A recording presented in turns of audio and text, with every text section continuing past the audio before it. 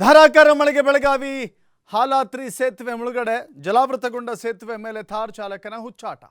ಸೇತುವೆ ಮೇಲೆ 2 ಅಡಿ ನೀರಿದ್ರೂ ಓಡಾಟ.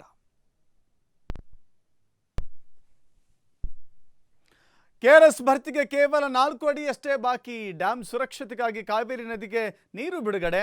23 ಗೇಟ್ ಮೂಲಕ 33,000 ಕ್ಯೂಸೆಕ್ ನೀರು ರಿಲೀಸ್.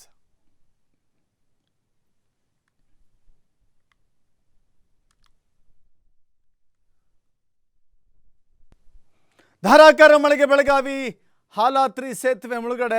ಜಲಾವೃತಗೊಂಡ ಸೇತುವೆ ಮೇಲೆ ಥಾರ್ ಚಾಲಕನ ಹುಚ್ಚಾಟ. ಸೇತುವೆ ಮೇಲೆ 2 ಅಡಿ ನೀರಿದ್ರೂ ಓಡಾಟ.